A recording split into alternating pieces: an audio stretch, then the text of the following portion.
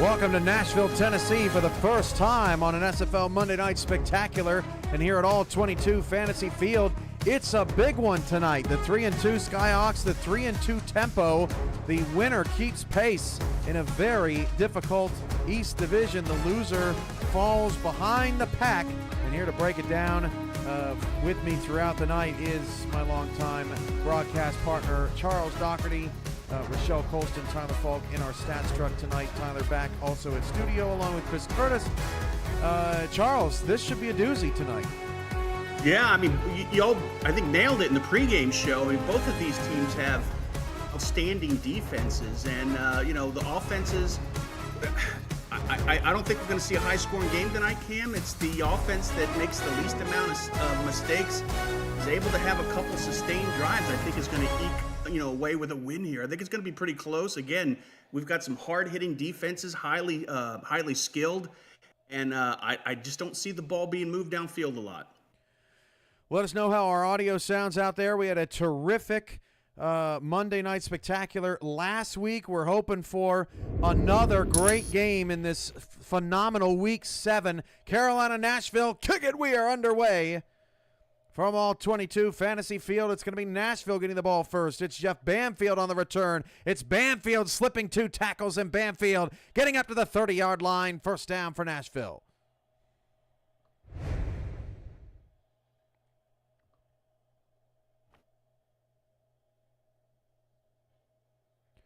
Well, and just as everyone was saying our audio was good, apparently Charles has lost me. So we'll try to figure out how that happened.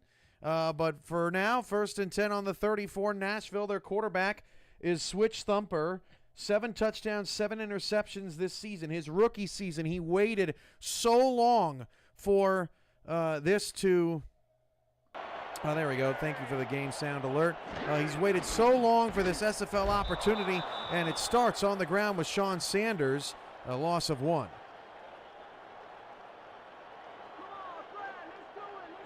Sean Sanders, 17th in the league with 74 carries. Also 9th in the league, tied for 9th with 3 touchdowns.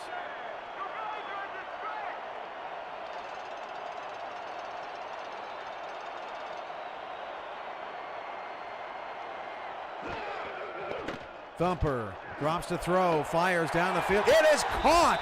First down into Carolina territory to the 45-yard line. Jimmy Foster makes the terrific play. Yeah, Jimmy Foster doesn't get a lot of targets, but man, this one perfect amount of time for the quarterback there, Thumper. They only sent a 3-man rush.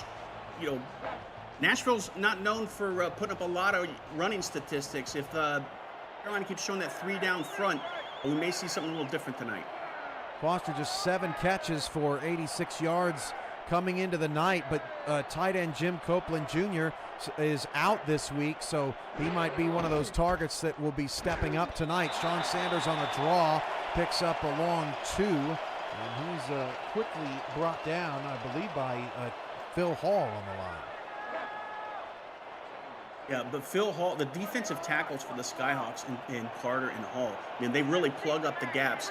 And going back to that 3-down lineman thing, I think you need both of those defensive tackles out there at the same time.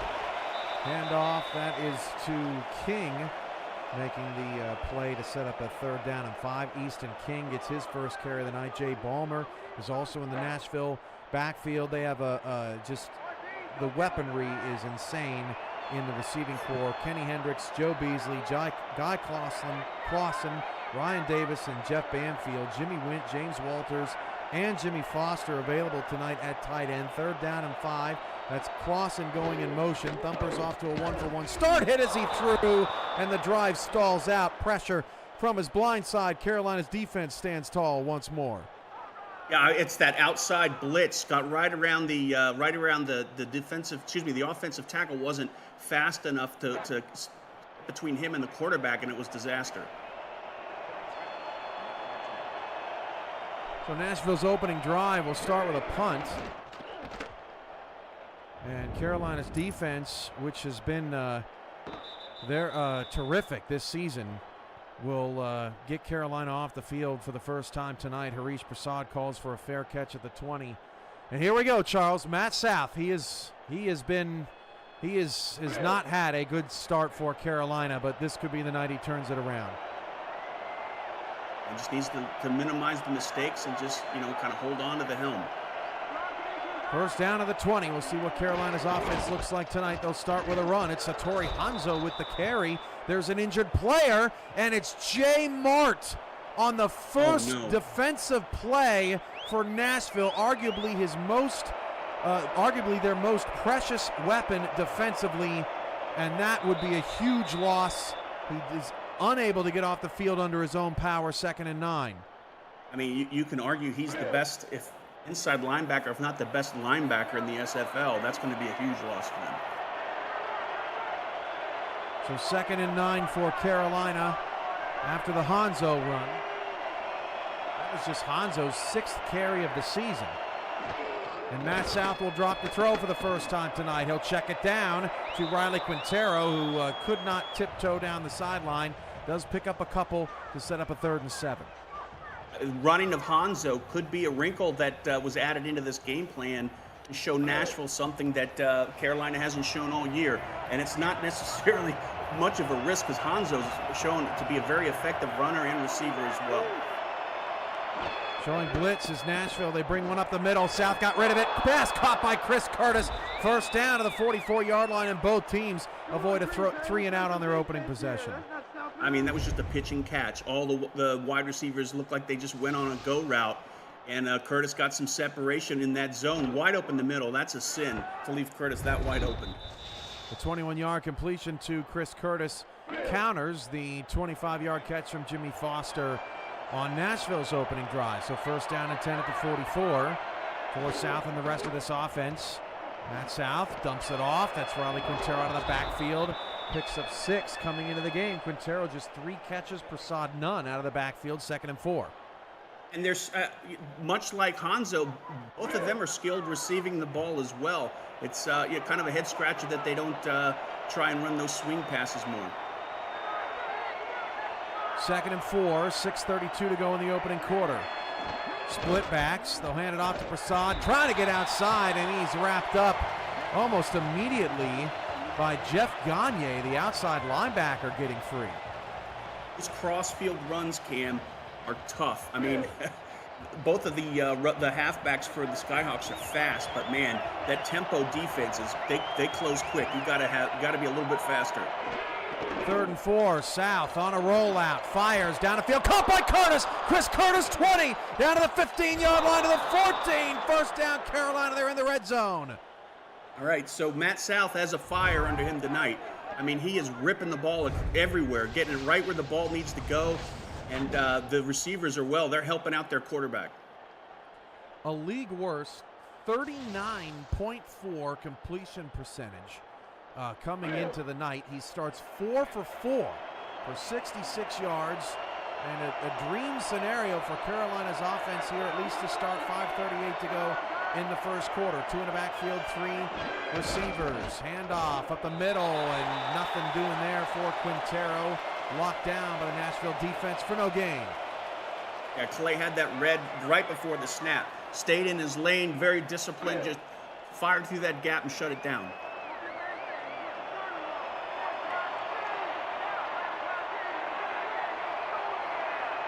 Second down and 10.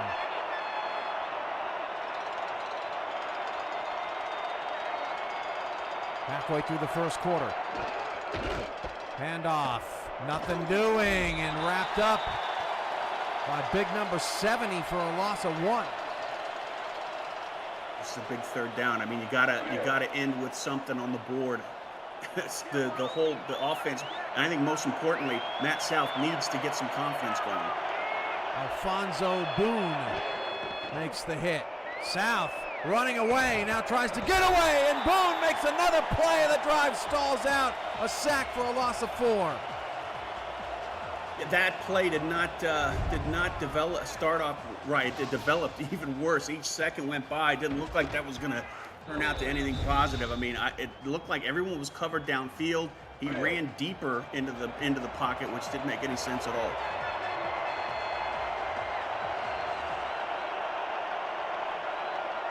35-yard field goal attempts. Hooks inside, and that kick is good. 4:10 to go, a 10-play, 62-yard drive. That kick made by Malone Brown, now 6 of 7 this season in Carolina, is your first on the board tonight, 3-0. Yeah, with the exception of that last play, South was on fire. He's got something to build on, and like I said, his receivers are really standing in there for their quarterback.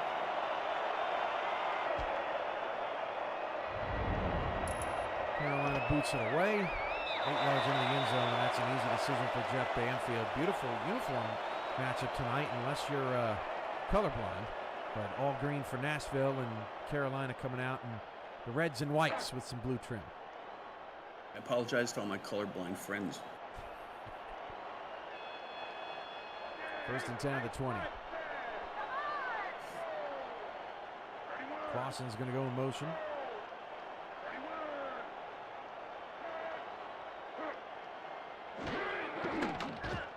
Bumper, clean pocket, finds Clausen, first down to the 41-yard line. Nashville continues their trek.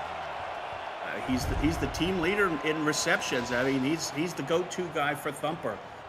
He's able to find those seams in the zone. He's also very good at getting some separation when there's man-to-man coverage. He's definitely the guy you want to go to when you need to get a completion.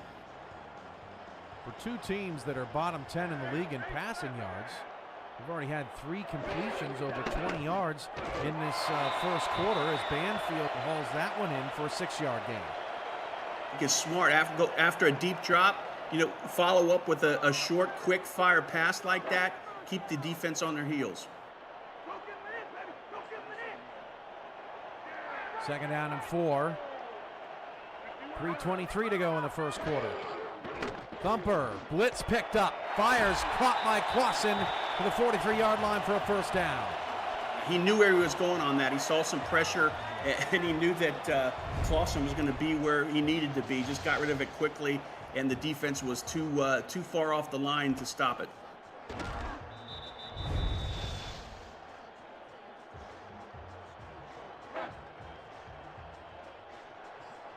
Three minutes to go in the first. 3-0 Carolina. Nashville back in Carolina territory. Thumper drops to throw, fires, caught. Kenny Hendricks with his first catch of the night. That's the 4th different receiver that Switch has hit. He's 5 for 6 to start. You got to. We've been talking about Guy Clausen so far, but you got to keep an eye on Hendricks as well. He's the fastest guy on the field, and he also has some of the best hands in the league.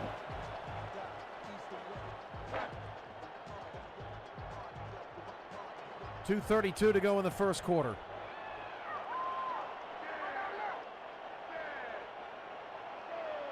Nashville trying to answer Carolina's field goal. Handoff. That's King. It's a couple. Shravan Prasad and Danny Stinson in pursuit. Stinson's got 3 tackles. Carolina's got to find some way to disrupt this. Send maybe an extra blocker or something. They got to get Thumper off his rhythm, because so far he's at another level. Nashville has not been able to make Carolina pay for the light box. You mentioned earlier, Charles, that they've kind of struggled in the rushing department. That's Skippy Curtis making the tackle on Sean Sanders to force a 3rd down. Yeah, she was waiting at the line, expecting that run right to the outside, shut it down. That's good discipline by Curtis as well. 3rd down 6, 1:30 to go in the first quarter. Thumper against a 3-man rush, steps up in the pocket, fakes it to the back, throws it to the end zone. That pass is incomplete. It almost bobbled around Hendricks in the back of the end zone, but Ibari Aman Iglin makes the play to set up the field goal. Who was that? Ibari Aman Iglin. I cannot speak tonight, Charles. No, I'm just kidding. They sent 3-man rush, and those 3 defenders, linemen for Carolina, just causing havoc against those 5 blockers. It just disrupted that play from the start, and good coverage downfield as well. Victor Ironleg remains perfect on the season, 8 for 8. That field goal is good, 8-play, 56-yard drive. We're all knotted up at 3, Charles, and I gotta say, it looks like both teams showed up tonight. Yeah, they did. But you know, we were talking about the defenses of both of these teams. I mean, they'll let you drive down the field, but when it starts getting close to that end zone, they buckle up. 3-3 our score here on the Monday Night Spectacular. Something that kind of surprised me. Nashville 10.5-point favorites at home in this one. Over under of 38.5. Christian Bacciagalupi on the kick return. Breaks a tackle. 40, 50. Bacciagalupi down the sideline. 30, 20, 10. It's a touchdown. Carolina. Bacciagalupi all the way gives the Skyhawks the lead. Oh my, the Carolina team needed that shot in the arm. When you got a returner like that, I mean, it's not like your prototypical returner. He's a tight end out there. He's got the body of a tight end for that matter. And it looks like you should be able to run him down, but man, when he gets in the open field, it's just off to the races. Wow, what a return for it. He'll be the first to tell you about how some games he's been returning kicks and some games he hasn't. Well, it was all worth the wait there as he gives his team a touchdown lead on the road in the biggest game of the season so far for both clubs. The kick is good from Brown, and Matt South says, hey, thanks special teams. I don't have to get out there and get hit some more. Let the defense keep doing some work. Bacciagalupi looks like a nose tackle right down the sidelines. It's amazing.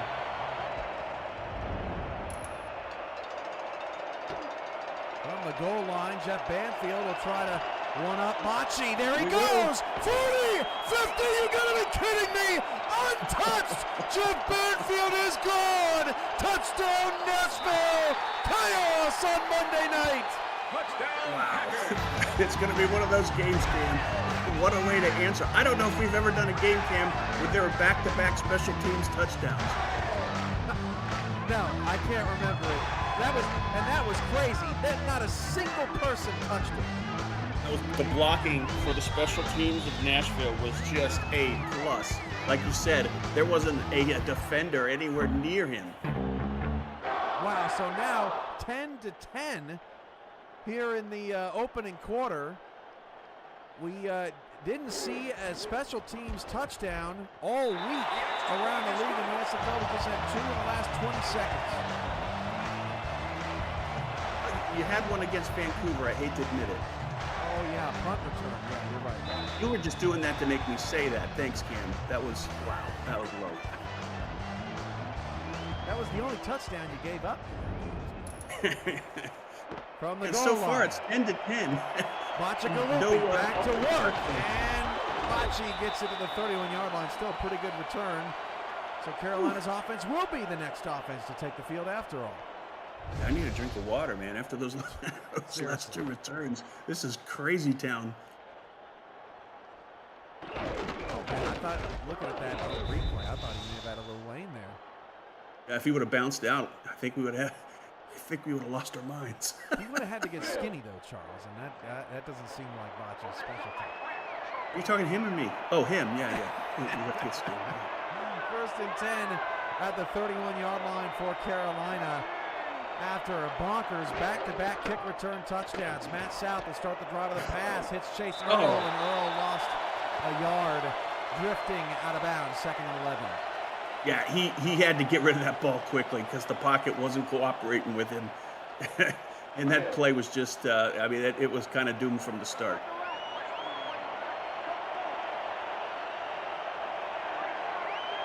.30 seconds to go in the first quarter. The handoff goes to Riley Quintero. He'll pick up a couple of yards. And Carolina will set up for 3rd and 8 before the quarter's done. Let's see if they go with that 3-down line. So far, the 3-down line for both sides has been working pretty well. Empty backfield. 4 wide receivers in the pattern. That's Chris Curtis going in motion. Matt South looking, Looking south, firing deep, wide open, Chase Earl to the Nashville 41-yard line. I mean, Nashville has two cornerbacks in Stach and Rowe that are, I think they're kind of maxed out when it comes to ratings in the game, and why they're not going man-to-man, it's just kind of a head shaker for me. That's the end of the first quarter. One of the most exciting first quarters of the season. Carolina 10, Nashville 10. Skyhawks on the move. This is your Monday Night Spectacular, Season 23, Week 7 edition with Tyler Falk and Rochelle Colston in the stats truck. Chris Curtis joining Tyler back in studio. Ron Haynes is here as well. Charles Doherty, Cameron Irvine. Your Monday night crew tonight. A flip to Quintero straight back. Quintero wrapped up by Tigga Clay after a gain of just 1. And Clay is just so fast. I mean, right at the snap, he hits an extra gear. Just closes on the ball carrier so quickly. Second down and 9. And off, and Hariz Prasad dropped for a loss. Prasad -4 rushing yards in the first half. Jose Fuentes with the TFL. Yeah, third down, they gotta. This is, if I were Nashville, I'd dial it up a bit. Looks like they've got Carolina on their heels. South blitz, yes! side drive, Stoller. Sacked by Danny Carmichael, 4th down. Wow, last game he had a sack. Just add to that total. I think that's what they needed to do. They had Carolina kind of on their heels. They weren't executing as well as they did on that last series. So I think it was smart sending those extra defenders in. That is just Nashville's 4th sack this season in 6 games. And that's amazing. When you look at their linebackers, I mean, yeah. That's just silly. I mean, even their corners and safeties, I mean, you could send anyone. Yeah, they don't have a single sack from their linebackers this season. 2 for R.C. Puff at defensive end, and now 2 for Carmichael. Yep. The defense comes up with a stop, so switch Thumper back to work. Goes down to the 26-yard line. Thumper, and there's pressure coming from his blind side, and Banfield makes the catch. This is the first time that Nashville's offense has been on the field since about 3 minutes to go in the first quarter after that kick return and playing defense.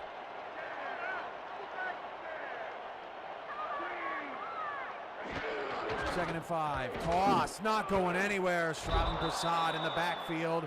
Drops Sanders for a loss, 3rd and 9. I mean, the blocker didn't have a chance against Prasad. It just threw him aside and went straight to the ball carrier.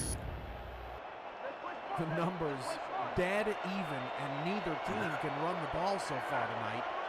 Both teams with 4 first downs. Both teams have made field goals. Both teams with kick returns for scores. Switch Thumper rolls over the top of the defense and fires to Kenny Hendricks, his 2nd grab of the game.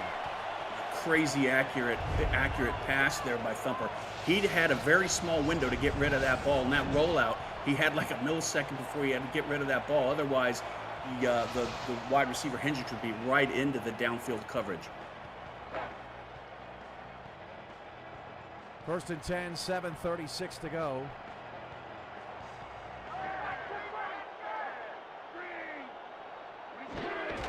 Switch Thumper. Gives it off to Sean Sanders. He'll get it to midfield. Wait, Sean Sanders, he's got last game he had 2 touchdowns, 3 all year. I mean, he's one of those guys I think you need to make a part, of your offensive foundation here. I think he's been pretty quiet so far this season. 7:06 to go in the first half. Kenny Hendricks goes in motion. Thumper, clean pocket. Again, Carolina only rushes 3. Thought Switch could have stepped up and run there, Charles, but instead he tried to fire it into traffic. Incomplete. Mike Ryan on the coverage. I mean, I think he could have at least got to the first down markers.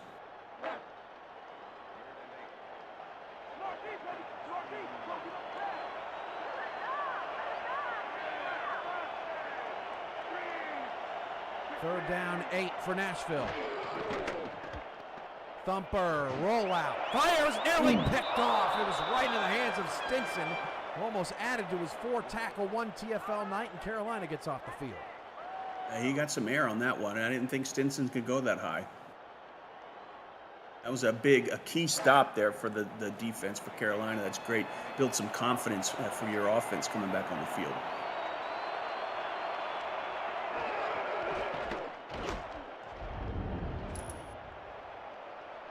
Punt is away, and it drops into the end zone. That's where Nashville will start with it. So both defenses, Charles, have kind of settled into this one, and now we're getting the low-scoring affair we expected tonight. Yeah, and I'm just looking at both of these quarterbacks are playing a lot better than I think either of us expected. I mean, their QBRs are Thumper's at 93, South's at 118.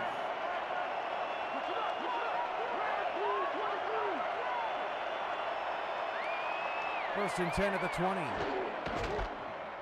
Hand off to Riley Quintero, and there's nothing there either. I haven't seen this Carolina run game bottle up like this in a few weeks.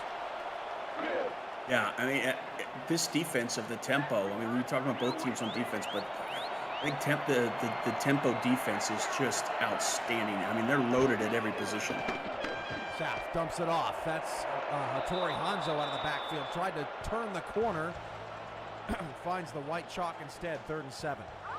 I think it's smart. I said at the beginning of the game, getting Hanzo involved. I think the more he gets involved, the better.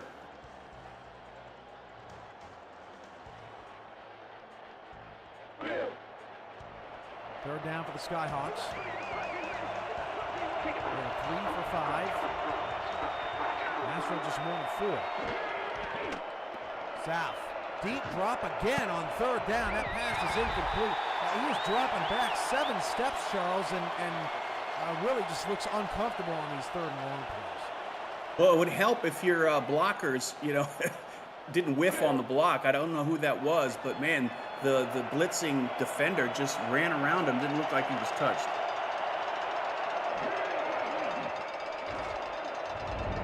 Another punt. Malone Brown doing the punting duties. There was a flag on this play. This is likely coming back against the Temple. That's the way it normally works.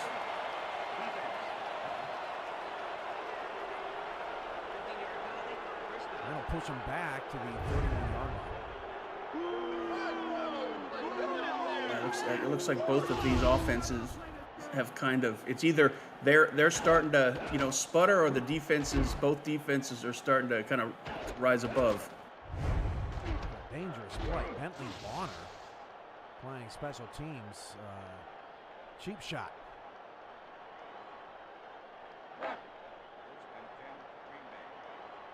If I was taken down by my ankle like that, Charles, I'd be out for 2 weeks. Thumper, draw, Sean Sanders. Sanders gets 6. Set up a 2nd and 4, his best run of the night. Yeah, I mean, I think that's the best medicine against an aggressive defense like Carolina's is gathering a little draw play now and then to keep them honest.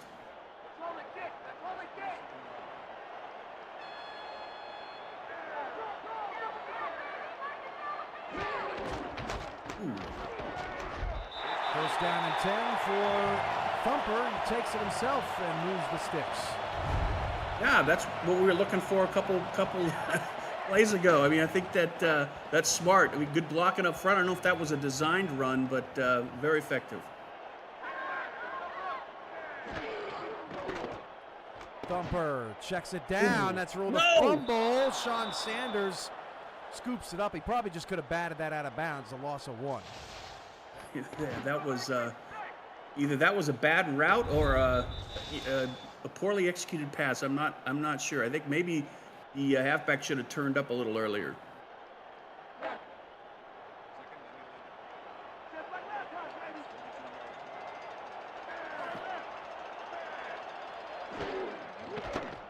Thumper fires. That pass is incomplete. 3rd and 11. Hatley looks like got his. They're showing a And then Eaglin, but it looked like Hatley got his mitts on that one. 3rd down and 11.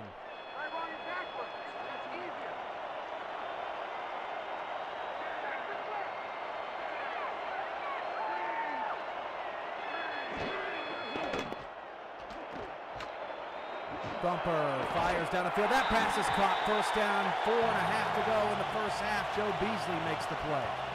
Yeah, I think, I didn't see the whole route, but it looked like Beasley just went deep and did a hook.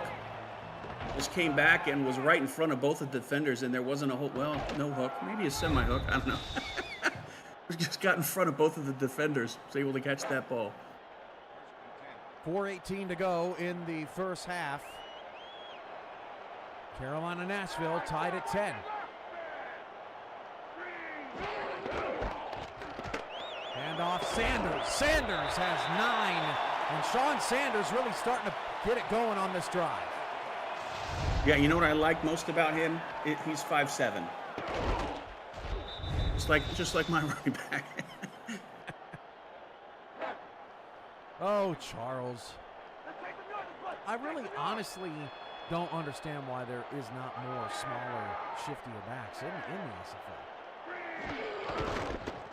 I like only having a few of us. And off the bomber, he's got the 1st down. Yeah, Nashville's building a pretty good drive so far. They're knocking at the door, the red zone.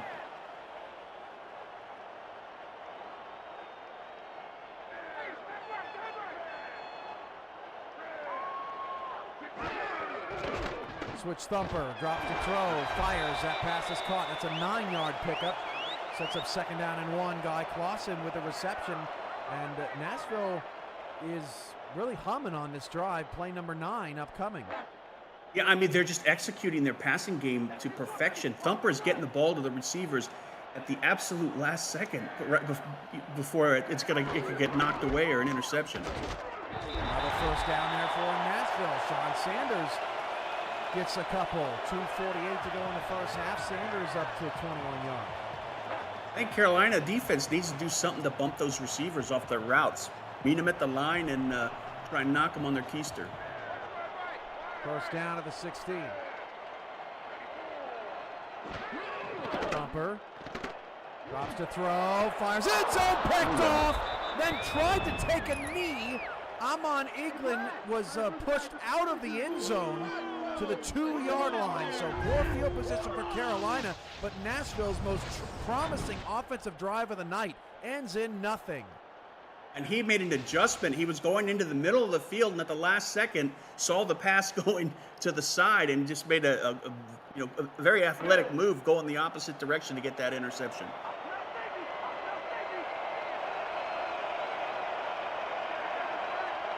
First and 10 of the 2.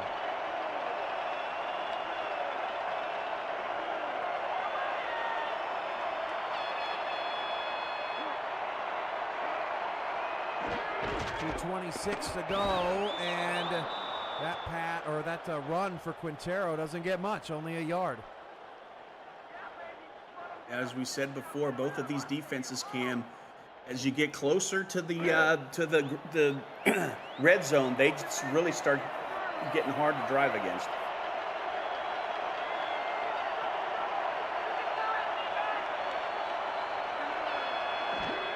Just before the 2-minute warning, they toss it out. Oh, great pancake block, Riley Quintero, all the way down to the 15-yard line, and Carolina will successfully get out of the shadow of their own end zone just before the half.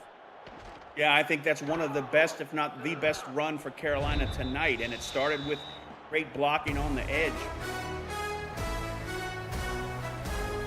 2-minute warning in Nashville. What a football game. We are locked up at 10.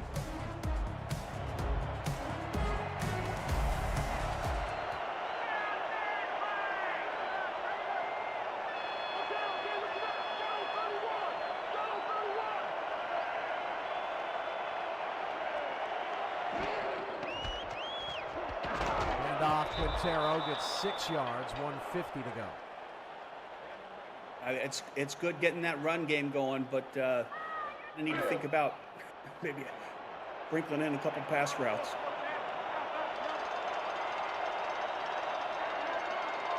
.135 left. Carolina not really in the territory right now to feel comfortable getting aggressive. Haris Prasad nearly got out of bounds. Picks up another Carolina first down. I mean, it would be okay if they got to the line a little bit quicker. I mean, their run looks like they're starting to kind of get their way on the line. Good blocking by the wide receivers and tight ends as well. Taking up a lot of time.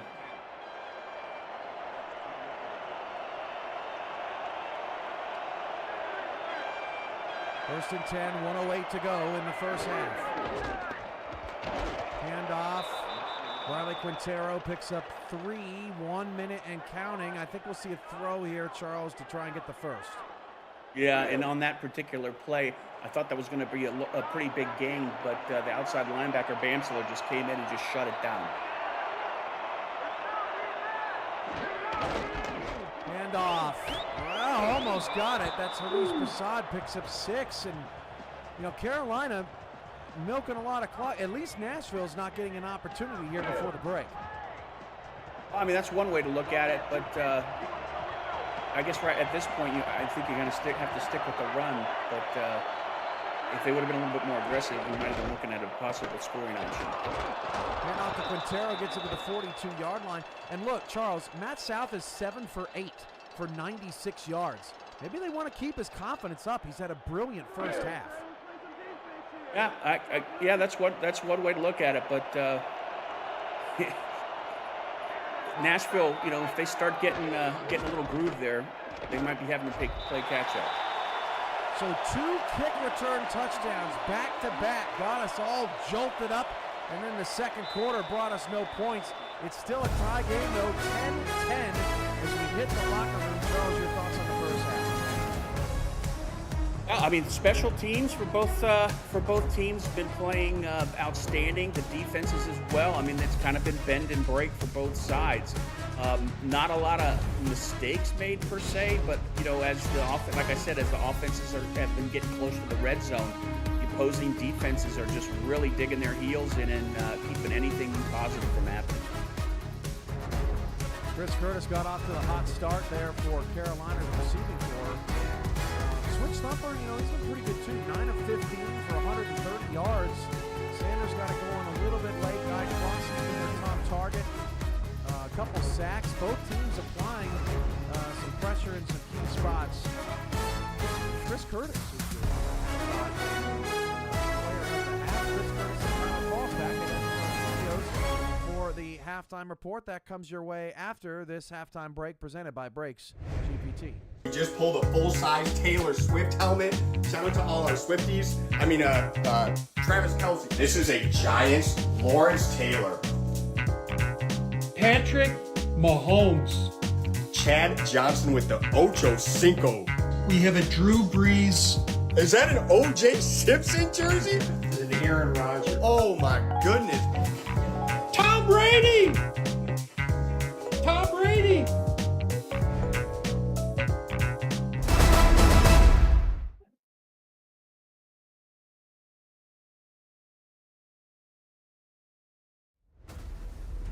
Fantastic games so far as we are in Music City. Chris Curtis along with Tyler Falk for the SFL halftime report for the Monday Night Spectacular. It's a 10-10 game. Carolina and Nashville knotted up after 2 quarters of play, and Tyler, been a good one. Seen a little bit of everything. We've seen a pick in the end zone, 2 kick return touchdowns, one after the other, which is not something you see on a regular basis. Break it down for me. Tell me what you saw in that first half. I think that might be maybe the first time we've ever seen that in the SFL. The SFL historians will, of course, rat me out in the comments, I'm sure. But in terms of what we were expecting, yeah, the offenses really haven't done a whole lot, like Mike and Cam were talking about on this week of the SFL, and so that's not really going well for us. But these 2 quarterbacks really. One mistake between the 2 of them, which is a really good sign, especially for the Carolina faithful who have seen Matt South throw the football away too many times. And yeah. I think the over-reliance on a few different key pieces has been they've been trying to get everybody involved this time around. Still no word apart from a kick return touchdown for Pachkalupe, and no throw to the tight end. So Mike Daggs, I guess, is mad for Carolina. Mike Daggs is always mad. No worries. Right. He had a chance to decompress out of cruises this past Right. So he can be mad later. Anywho, the big thing for me is the defenses have been a lot of bending, not breaking. Case in point, pick in the end zone for Amman England for Carolina. It's just been a lot of nip and tuck games, a lot of punting. I think these two teams are still trying to figure out. It's their first overall meeting, and really things couldn't go too well for both teams in this first meeting, still trying to figure everybody out. Yeah, it's definitely a feeling out process that first half, no doubt about that. One of the key plays from that first half, that interception in the end zone from Amman England, it stops Nashville's drive, but then also the clutch push of Amman England out of the end zone basically cancels out good for at least regular field position for Carolina, makes them work from their own 2-yard line. So that's a nice play on that front. Couple of keys, one for each team that I see, and you can tell me if you concur or see something different. One, Nashville's got to keep getting pressure to Matt South because he is looking very uncomfortable right now in that pocket. 7-step drops are not the way to get things done in this league. We've got to be able to add some varieties from 3-steps and 5-step, maybe a 7-step. You've got to go long, but you can't drop back to get away from pressure. Agreed? I know, I completely agree. I mean, we saw it on a couple of sacks earlier in the ball game. South was dropping too far back, allowing the outside linebackers to come all the way around and take him down. We've seen that twice by the same player, mind you. Yeah. And it's been not a whole lot of ebb and flow. That's why they didn't really pass at the end of the half, because I don't think Carolina really had too much variety to go with, and that does not bode well for the second half of the game. Unless they've got something they're really trying to hide and manufacture that second half, because right now it's just they're playing right into Nashville's hand, and Nashville, to give them credit, they've been able to drive down the field, haven't been able to score apart from a field goal, but it's pretty soon Nashville's going to find more points if Carolina can't find a way to get some of their own. Carolina's been averaging over 130 yards per game on the ground, and Nashville's found a way to really put that to bed for the most part and make Matt South beat them. And to Carolina's credit, Matt South has made a couple of nice throws in this game, maybe not as much as he would like or Carolina would like, but I think the goal for them, their key is to get Matt South comfortable. Rollout plays worked pretty well, getting them in spaces where Matt South gets rid of the ball quickly and can't hold on to it. Quick routes, out routes to get some rhythm. Do you see something different from him, or do you think maybe differences in the running game may make sense? Well, right now I think the running game is pretty bottled up unless the running backs Quintero and Prasad can figure out something to get around them, maybe a bit more speed, because right now Nashville's got all the speed on defense right now and be able to plug these holes real nicely. I think you have to start going to the air, like you're saying, get something going to free up the pass. And it's, I don't know, backwards thinking for a lot of old football heads out there who like to have the run to stop the pass. Yeah. But right now, the tempo are marching to the beat of their own drum, so to speak. Yeah, and they're forcing the rhythm from Carolina to try to follow suit. It's not working very well for the Skyhawks at this point. Moving ahead, let's move around the league. This has been a banner week in the SFL for close games. There's really, really good matchups all the way across the schedule. And it kind of made me start thinking, we're in week 7. We really should probably look ahead a little bit at the soon-to-be relevant playoff picture. We don't have a graphic just yet. That comes in the next couple of weeks. I'm sure Cameron's itching to put that together because that's the most wonderful time of the year, I'll tell you. But the playoff picture, I mean, the magic number and what has been for the last several seasons is 7 wins. First of all, I'm going to ask you, do you see that changing per se? And then second thing I'm going to ask you is, do you see any teams out there right now that have not perennially been a part of the playoff picture, possibly sneaking their way in this time around with their performance so far this season? Now, of course, with the offseason reshuffle, Nashville, one of the new expansion teams coming in, taking the place of Portland, for example. The reshuffle from Seattle to Chicago, new name, a little bit new faces. Mind it, you. but there's a lot of things change, a lot of things stay the same. I think 7 will still be the magic number because of how much these teams, these 25 teams, know what's at stake. There is not, it seems to there not be, even though there's a few teams sitting toward the bottom, even those teams know what's at stake and are still playing hard. So Mhm. even though Queen City's 0-6, you know, we've seen They're crazier not things happen. mathematically eliminated yet. Exactly. It's not over until the math says you're over. There you go. So in general, I think there are a couple teams that are on my radar. I mean, Bossier City, a la Lone Star, a la um, uh, Alamo City. Yeah. It's kind of surprising to see him at 2-3 at the moment, but they've had a very tough schedule. Mhm. And the new leadership over there still trying to figure things out. They have a couple of good head coaches over there and a great staff. If they can turn things around, I could easily see them creeping back in. But right now, Atlanta surprising me after so many people had them written off because of the most of their franchise moving from Atlanta to Albuquerque. Right now, they find themselves ahead of Albuquerque at 4-3. Yet they played the most amount of games. Them and Lexington play the most amount of games in the league coming into their double bye. They're going to bye next week and week 9 as well, so they get an extra chance to prepare.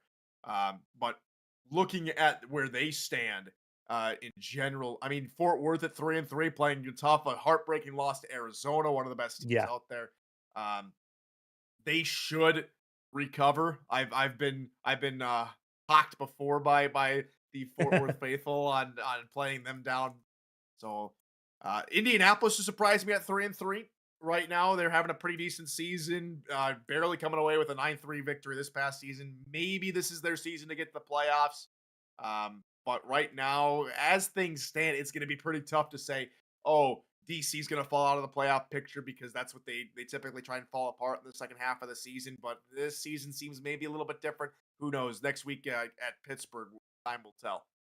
There's only one division in the SFL right now that has a deficit larger than 2 games from second place to first place at the moment in that division, and that right now is the West Division belonging to the Arizona Scorpions.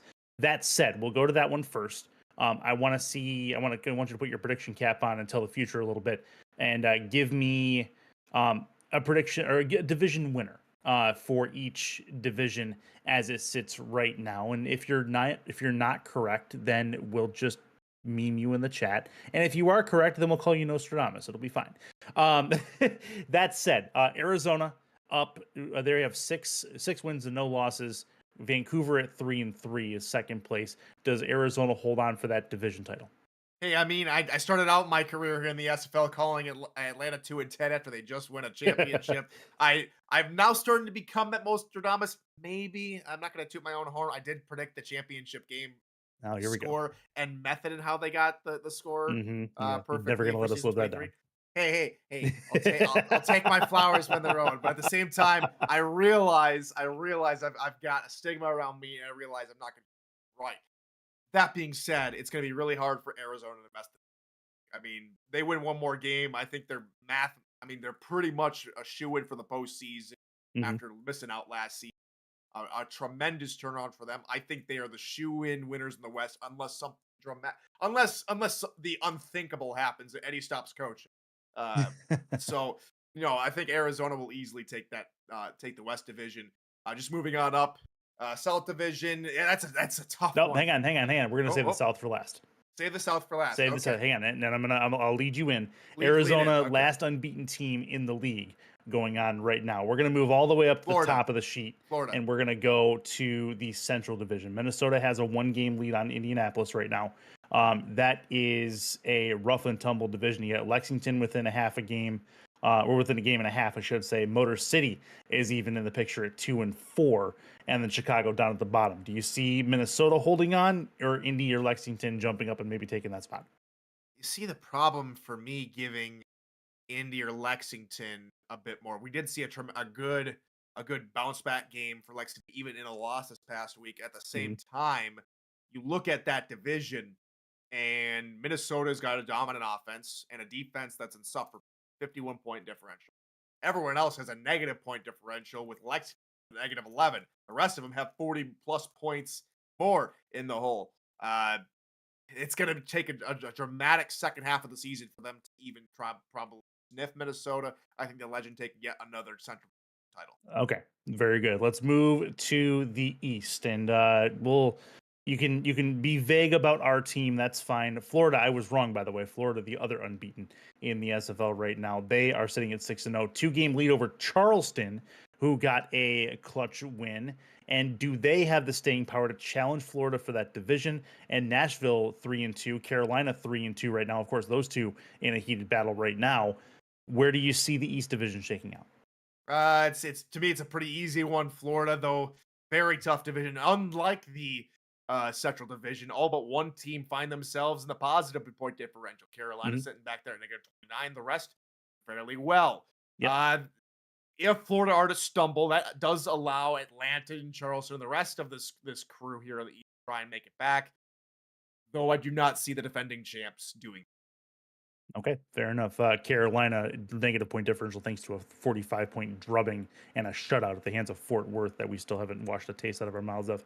Anyway, the North, Canton at 5-1, Baltimore 4-2 currently. Those are your main stalwarts. You got DC sitting there at 3-3, starting to figure things out.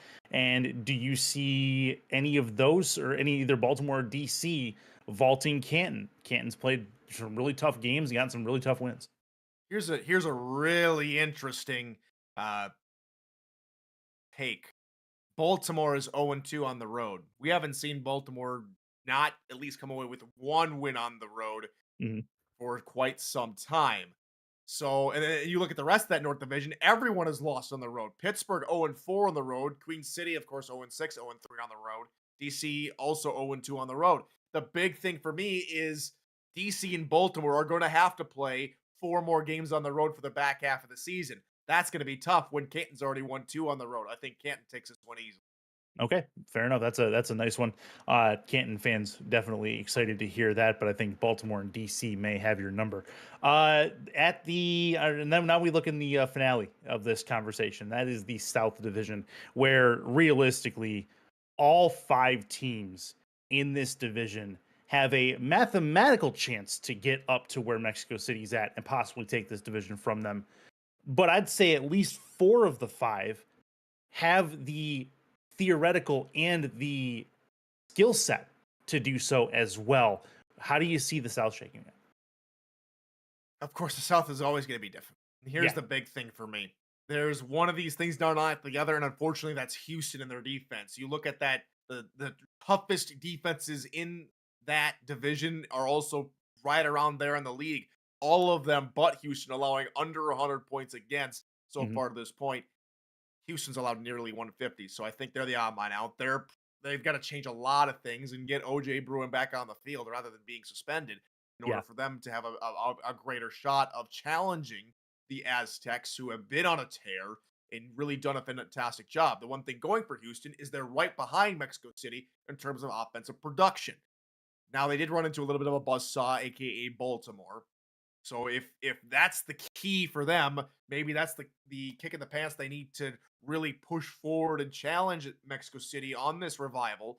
Maybe they start challenging them. Fort Worth maybe had a bad bounce, a literal bad bounce that gave Arizona the win over them, and so they're still in the hunt. Then Bossier City and Louisiana are no slouches either, and so again, South is anyone's up for grabs. To pick a team, I really can't pick against Mexico City. I think they've done a fantastic job in this turnaround. Mike Daggs and Ramos Lynn and the rest of the crew there should be very happy with where they're at.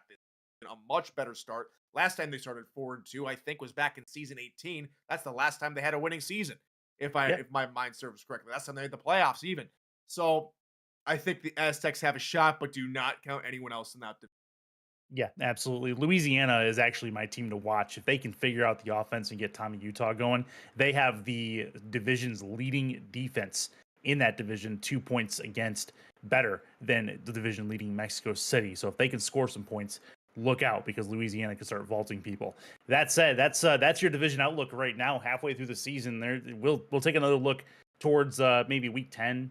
See if we find any differences in that, but that's a lot of fun coming up. But we got a lot of fun left in this game as well. It is 10-all Carolina taking on Nashville in Nashville, and that game resumes right after this. Cameron Irvine and Charles Doherty on the other side. Thanks for watching the SFL halftime report, the Monday Night Spectacular.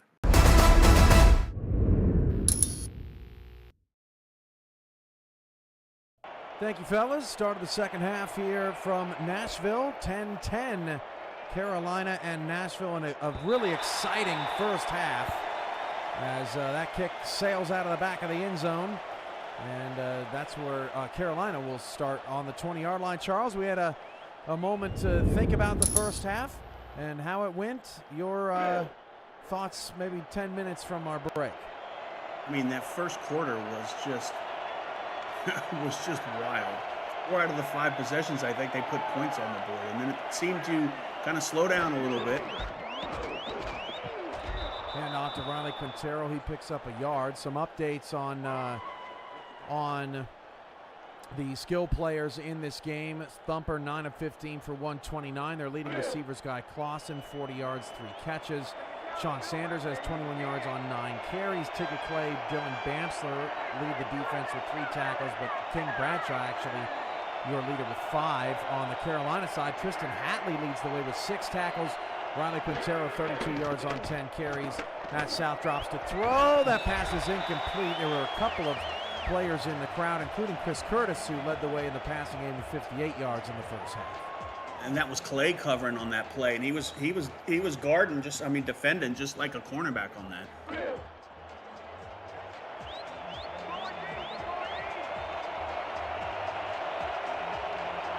Third down and 9. Matt South drops to throw. He's going to set up a screen. Oh, it's blown up. What a terrific play. That was a beautifully red screen pass by Danny Carmichael, who's having a great game, and Carolina goes 3 and out to start the half.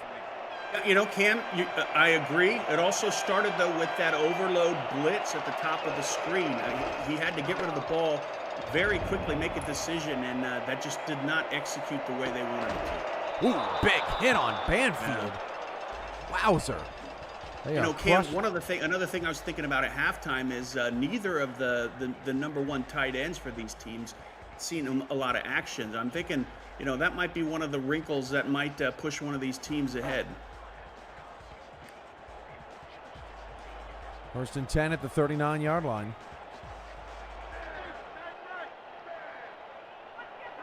Nashville in green, Carolina in white and red tonight. Thumper drops to throw, 3-man rush, all kinds of time, fires down the field, but Banfield cannot haul it in. That is Thumper's 7th incompletion, second down. Thumper seems to have cooled off a little bit as well late in that second quarter. On that particular play, I mean, all night he's been getting the ball, you know, just in perfect timing to the receivers on that one. It might have been just a hair late. Second down, 10. Jimmy Foster goes in motion, had the first catch of this game, but has not been targeted since. Thumper drops to throw, backside pressure, he lost the ball. Recovered by a big old lineman who rumbles and bumbles down to about the 32-yard line. 3rd and 17 off the fumble. We might see a challenge, we'll have to see. I think that was the combined effort of the defensive end, Lone and Carter, the tackle.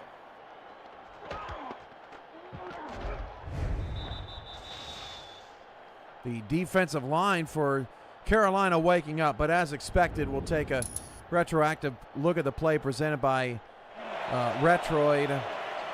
This is always a tough one, Charles. Was the hand going forward? Was it not? Usually these get overturned, but you never know. Let's take a look at this here. I might have got my players wrong on that one. Oh, it was Carter. I took a swing for the fence on that one.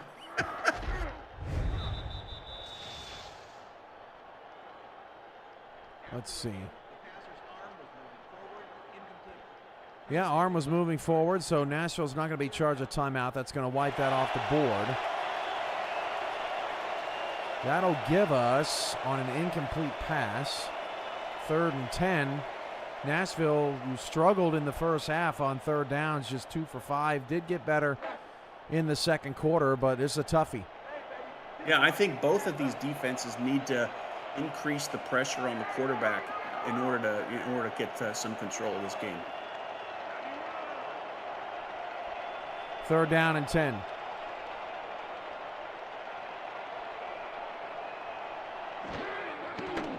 Thumper rolls to his left, fires down the field, caught by Banfield, and the ball placement there, Charles, was the difference. High and on the right shoulder for Jeff for the first down. And he put it in the only place the receiver could get it. I mean, that's an eye-opening pass right there. It just, again, a very small window to get it in that bread box, and not many quarterbacks in this league can do that consistently.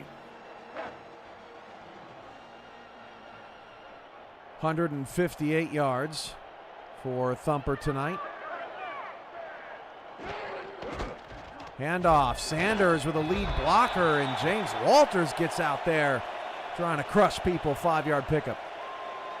Smart. Right after a play like that, just get a nice run for 5. Just keep the defense's head spinning.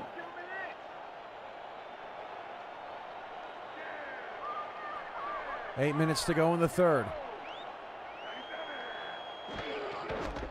Handoff, King, and Stinson wraps him up. 6th tackle. 3rd and 4. Another 3rd down coming up for Nashville.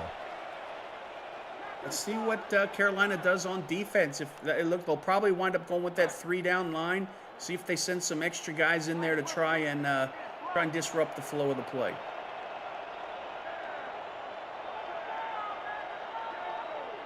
Third down and 4. Handoff, Jay Ballmer, and he's got a first down. Yeah, Nashville's getting all their running backs involved here in the second half. I think all 3 have touched it so far.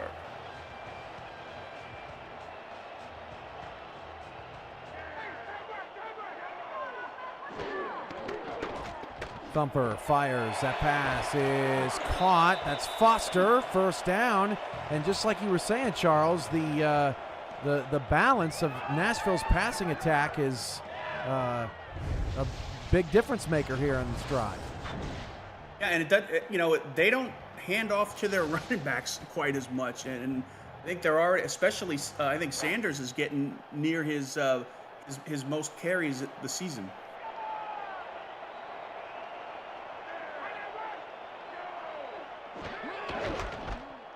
Handoff, Sean Sanders bounces off a tackle, gets past the 10, down to the 9-yard line. 4-yard gain, and every once in a while, Charles, they sprinkle in that run game to keep them honest. Yeah, that's smart. I mean, the way that Thumper's been passing, I mean, when they need a good big gain, he's just putting the ball exactly where it needs to go. Easton King dropped for a loss. Another critical 3rd down for Nashville coming up. They, on this drive, are already 2 for 2.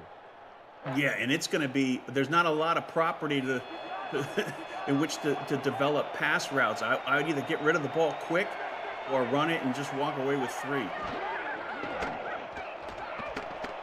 Thumper fires, incomplete, and Carolina's defense gets the stop, looking for Hendricks on the sideline.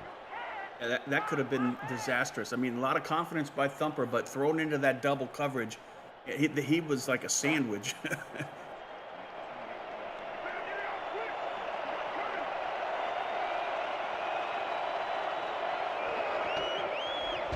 Field goal is up and true.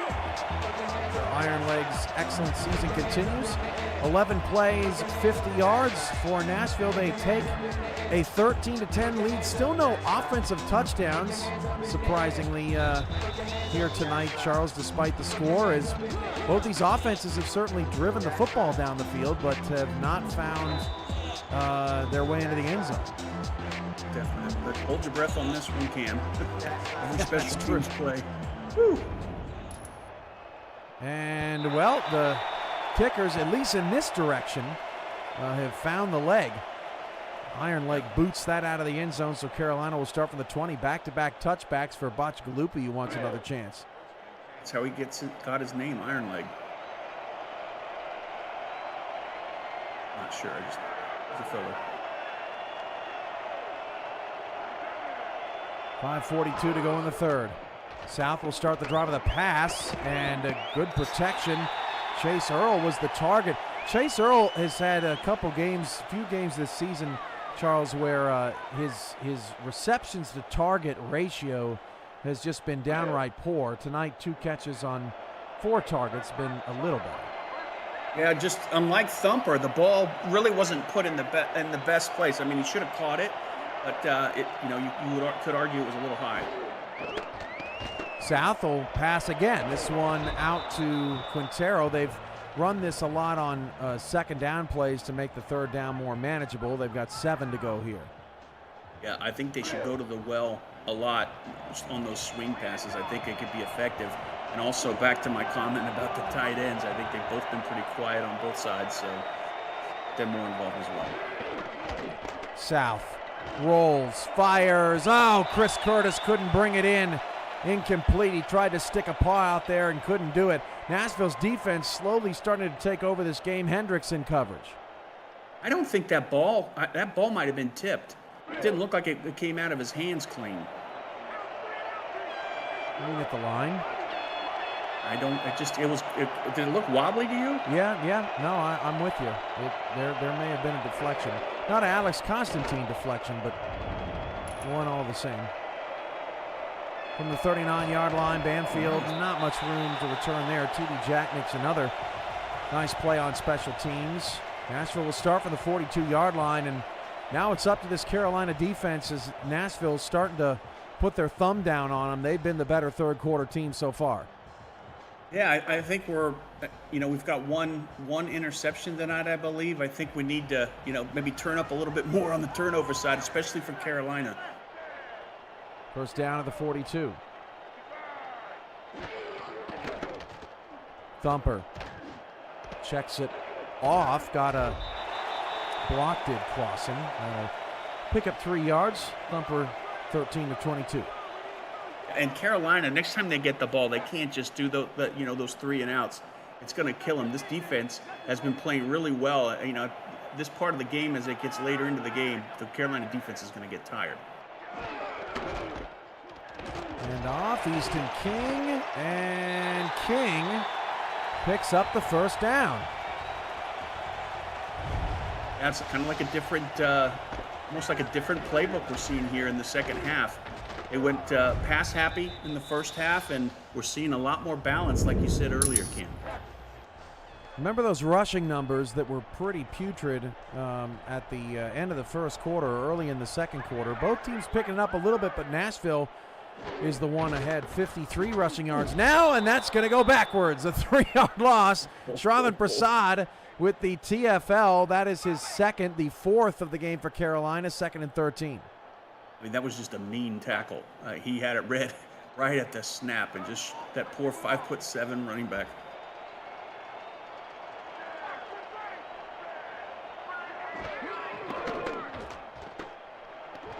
Thumper down the field. That's incomplete. 3rd down. And more good defense out of the Skyhawks secondary. That's Amon England, who's got the pick from the end zone earlier tonight. I mean, if Clausen would have caught that, that would have just been a cheat code. There's no way. I almost thought he pulled it in.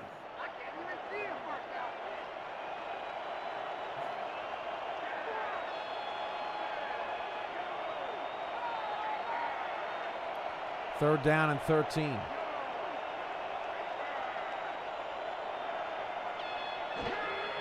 Roll out, Thumper.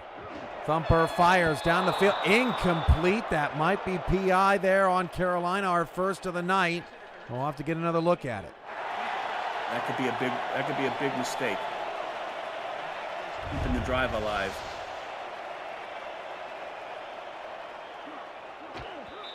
Man, I think when you start seeing plays like that, Cam, it starts showing that maybe the defense is starting to get a little tired.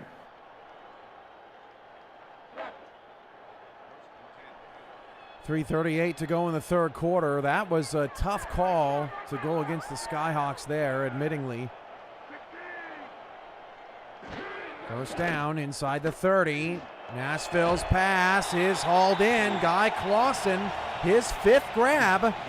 As Nashville's offense in back-to-back drives here in the third quarter has been humming. That's crazy. Just look at where Thumper just puts the ball right between 2 defenders, cornerback and the safety.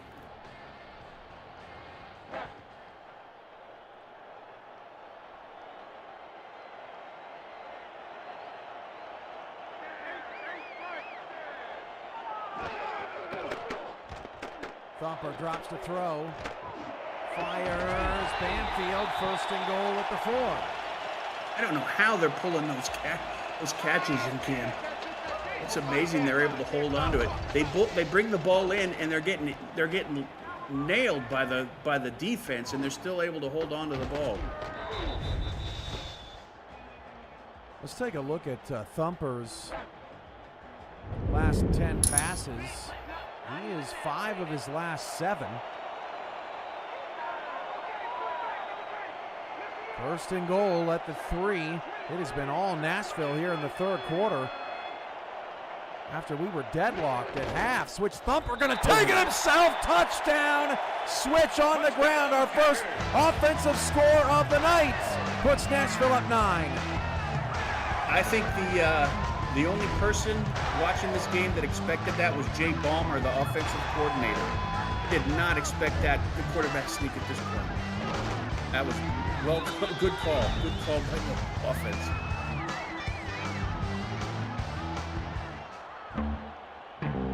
All right, so Carolina's really going to have to figure some things out. Charles, South was 7 of 8 in the first half, 1 of 5 here in the third quarter, and they really haven't done much of anything as Nashville's pulling away. This next drive feels pretty critical. Yeah, it's critical, and I think I think a key emphasis for them would be to kind of mix up the routes. Like they were going, medium deep routes. They gotta look at other options more, maybe out of the backfield. A crossing pattern, a drag route, something to put the ball in the hands of your wide receivers and let them run after catch. Bachagalupi breaks off a tackle, gets to the 27-yard line. I was holding my breath there a little bit, Charles. I was starting to talk faster because I thought there was going to be another one. I mean, he just does not look like. I mean, all the credit in the world to Bachagalupi. He does not look like your prototypical kick returner. I'm surprised they have not gotten him involved in the passing game. And Charles, I'm even more surprised that Vince DeSantis does not have a target. He has been clutch in the last couple of weeks and has been mysteriously missing here tonight. I think I said that earlier. You're not listening. I'm echoing your sentiment. I've had a lot of distractions, admittingly, here. I know, Ken. Headquarters tonight. Oh, great play by Quintero, getting away from a tackle, 1st down, out past the 40. And that was a pass out of the backfield. That's smart play calling there by Carolina. Quintero now 5 catches for 28 yards, had 3 before tonight. So an obvious shift in game plan. I'd say it's worked pretty well for Carolina. It just hasn't resulted in points. Yeah, get a couple of those on the board, and the defense is going to have to ease up a little bit on their pressure. And off to Kalish Prasad. Lost a yard, 2nd and 11. No issues with them running the ball as well. Even though they got a loss on that one, I think balance is the key. Just 41 yards on 18 carries tonight for Carolina. Just about 2 yards a carry. They got 2 on that one as well. 3rd and 9 as Quintero got his 12th carry of the night. Yeah, I'm curious to see what Carolina runs on this one. I mean, all you need to do is have 1 or 2 routes right at the 1st down marker. It sounds easy, but going deep's going to be tough against this defense. And South tried to find DeSantis, but South on 3rd and long has not been able to set his feet tonight, Charles, whether that be pressure or nerves or what have you. But his great first half has kind of vanished here in the third quarter. Yeah, it's starting to fizzle a little bit, but I think on that play, it just the momentum of that play, the rhythm, I guess, is what I was trying to say, just did not look right on that. From the 16-yard line, return to the 17, 1:04 to go in the third quarter. Jack with another special teams tackle, but it looks like it's up to the Carolina defense, Charles, because the offense has kind of sat in neutral here in the third quarter. Yeah, I mean, I would go man-to-man, bumps, blitzing two players, but everything you can on the field there to disrupt the flow of this tempo. Hey, you see how I did that? You did. It was very astute of you. I think you're the first broadcast to make a tempo pun this season. It just came out. I didn't do that intentionally. That's just how naturally gifted you are, Charles. Yeah, that's it. 2nd and 7. 40 seconds left in the third. Handoff, Jay Ballmer. And he'll set up a manageable 3rd and 2. Carolina's got to do something here. Got to stop them in their tracks and get the ball back. I mean, time's ticking. Total yards in the third quarter, 115 to 20. 13 seconds to go in the third. Thumper takes it again. First down. Can't stop it. Nashville's drive will continue on the other side of the break. All Nashville, surprisingly, in that third quarter. They take a 20-10 lead into the fourth as Carolina tries to get back in this thing. We'll be right back.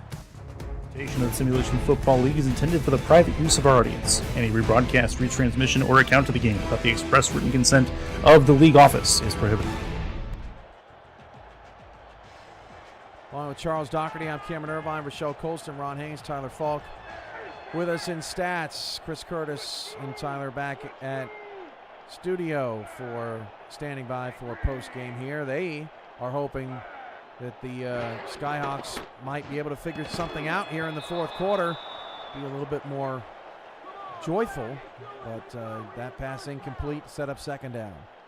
Yeah, Thumper on that last run, his yard per carry is the highest of any runner tonight, 4.0.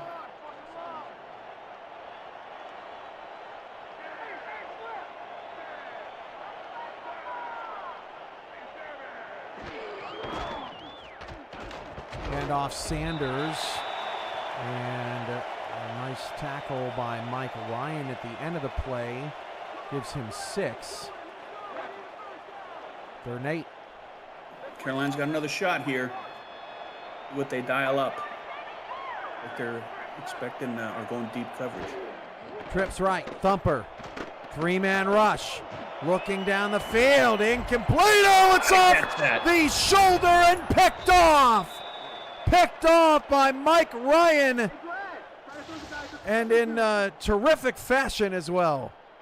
And that's what they needed. That was a heads-up play by Ryan. Put the game on his back and execute. How many times do you see the safeties drop that? I mean, that was a big-time play. Ryan's 3rd pick of the season, 41st of his career. And Carolina finally, for the first time in this half, has some momentum. 1st and 10 of the tempo, 48. South with split backs. Handoff, Quintero cuts right up the gut, picks up 4. Not bad. I mean, anything positive at this point is good. I like the fact they can't go all pass at this point. I like the fact they're still relying on their halfbacks.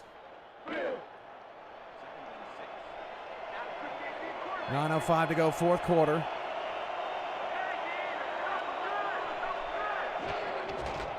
Handoff. Quintero again. That's a first down. That play didn't work in the first half, but they tried it again, Charles, and this time it was effective. And it was the blocking on that edge was outstanding. Yeah, I mean, on a play like that, your blocking every blocker needs to do their job. 8th first down of the night for Carolina. South drops to throw. Pressure picked up nicely. Matt South, all kinds of time, and he unloaded and missed. Chris Curtis down the field. He caught his first 2 balls. He's 0 for 2 since it's 2nd and 10. Oh, that was close, Cam. I mean, it looked like just a matter of a handful of inches.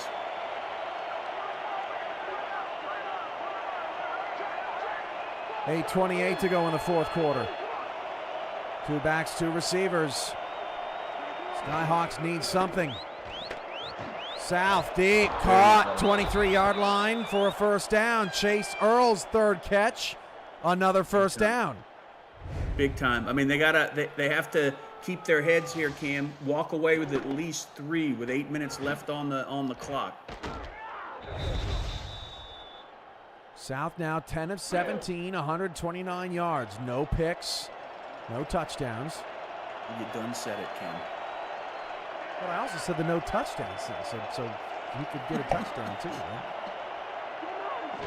Doesn't that even it out? Hand off to Quintero. I'm just being hard on him. Quintero picks up 5, 2nd down. Yeah, they've been running really well on this series, and I'm glad they're staying with it.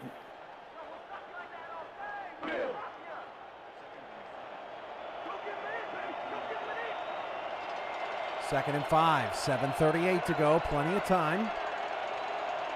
9 in the box for Nashville. Hanzo's out.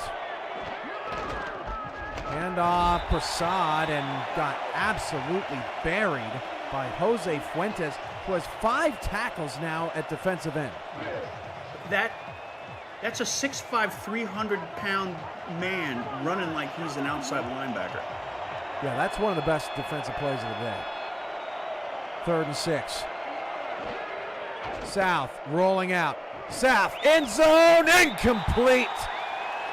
That pass knocked away again, intended for Chris Curtis. They'll have to kick the field goal, but they'll make it a 1-score game. Yeah, I mean, that's unfortunate, Cam, because the blocking was superb on that rollout. Every defender was locked up and didn't have a chance to get near that quarterback. Brown. That is right down the middle. 20-13. Carolina didn't get the touchdown they wanted, but they did get points off the Mike Ryan interception. And we're back to a 1-score game. So they're kicking with the wind behind them, correct? Yes, I believe so. This is the side of the field that kicks them and going out of the end zone here. Yeah, so that could be good for Carolina on special teams. Well, Both sides. That one's actually short to the 2-yard line. This one picked up by Joe Beasley, and Beasley gets to the 31. Woo. Well, you know, Carolina did it on that last series. Let's see if they can go to the bucket again and make some magic happen. And boy, have we seen some magic in Week 7, Charles. It's been one heck of a weekend. Guy Clausen, 5 catches, 56 yards. Banfield, 4 for 50. Sean Sanders, their leading rusher, with 32 yards, but they have 4 different players over 10 yards rushing. Hand off Sanders, and Sanders gets rid of Prasad and is able to pick up 5 yards to get half of what they need. And it's quick reaction by the Carolina defense. You would think that you'd be able to get more than 5 on that run, but man, they quickly closed quick on the runner really quickly. I said quickly like 12 times, but you know what I mean. I forgive you, Charles. 2nd and 5. Easton King picks up 2. 3rd down and 3. This is the big one here for Nashville. They are 6 of 11. I mean, not to be too particular, but that did not look like a good spot. It's a short 3, and Sean Sanders has it. First down to the 44-yard line. That'll keep the clock moving, and Carolina will have to try again. A shout out to the short running backs of the league. Looked like he's brought down in the backfield, just powered through. Sanders 5 yards away from topping Quintero as the game's leading rusher. Thumper going to throw. Thumper fires wide open. Jeff Banfield to the 44-yard line of Carolina. Nashville continues to move the football on offense this half. They're letting the wide receivers of the tempo just develop their route, and they're not hitting them until the ball comes to them. They got to disrupt them early, right after the snap.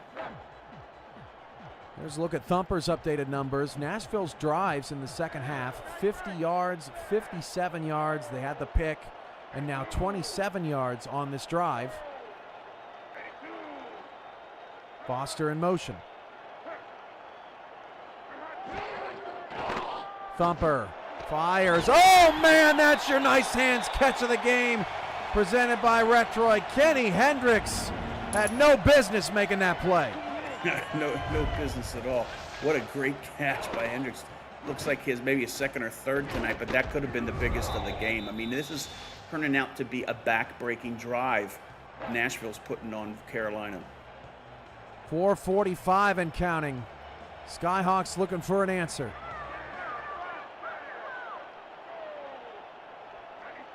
Four wide. Sanders with a full head of steam. Wrapped up by Prasad, his fifth tackle, 2nd and 6. I mean, I think Nashville, I think they've had some pretty smart runs out of that, 3 and 4 wide sets. Carolina's playing deep off the line, and I mean, you can get an easy 4 or 5 out of plays like that. 4:12 left. 2 to the far side right. 6 in the box for Carolina. Handoff Easton King, and King is immediately brought down by Mojo McClain, who's had a quiet night. Very, very quiet, and another opportunity for Carolina to grab the helm here. Yet another third down. Nashville 12 in this game, Carolina 11, but the Skyhawks have only been 4 of 11. Nashville is 5 for 7 on third down in the second half. Need a TO. Thumper will hand it off to Easton King. I think that's a smart play, Charles. A field goal makes it a 2-score game. You've already run the clock out. Don't do anything crazy. Yeah, very smart. I mean, you've got the game on your side, and you've got a very solid kicker, up by 10 with 3 minutes, and Carolina hasn't shown the ability to do a very long sustained drive, but I did say that the wind is in their favor, and we could see some more magic there from Bacigalupi. 35-yard kick for Victor Ironleg, and Ironleg's got it. So Nashville back up by 10, 23-13. Now Carolina's going to have to kick their no-huddle offense into high gear.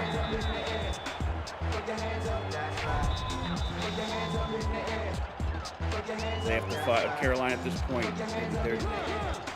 They're on the upside down here, trying to fight their way out. And they need some. I think they need some.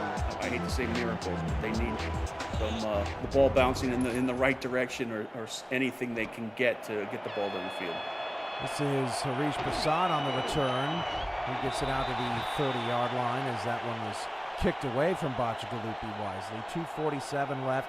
Looking at next week's slate, Charles, let's pick it up on Sunday. Fort Worth at Houston, big game in the South. Starts at 6:30 p.m. Eastern. Those two teams are 3 and 3. The loser drops to 3 and 4 prior to the Week 9 bye week.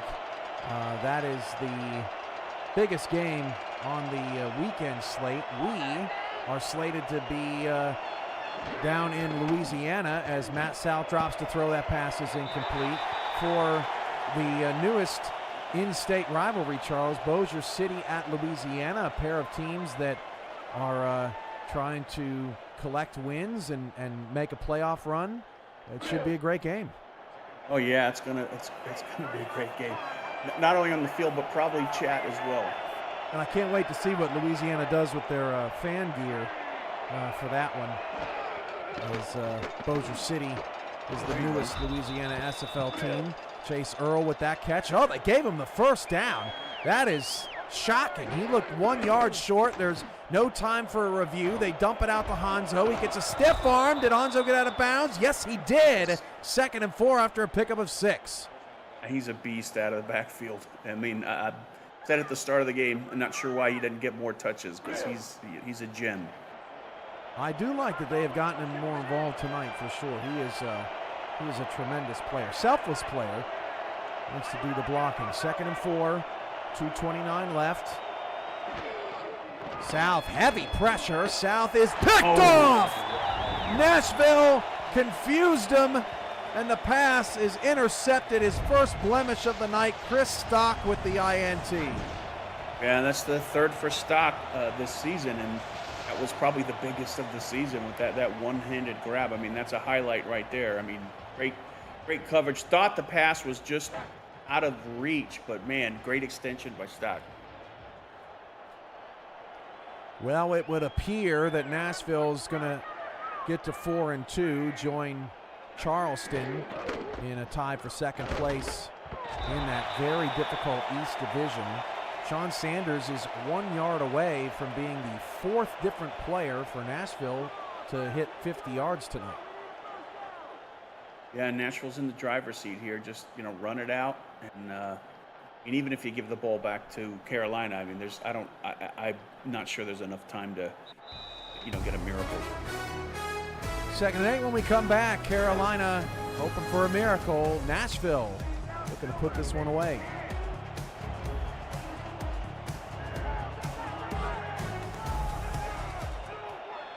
Switch Thumpers got split backs in the backfield. Carolina will start burning timeouts. Thumper gonna throw.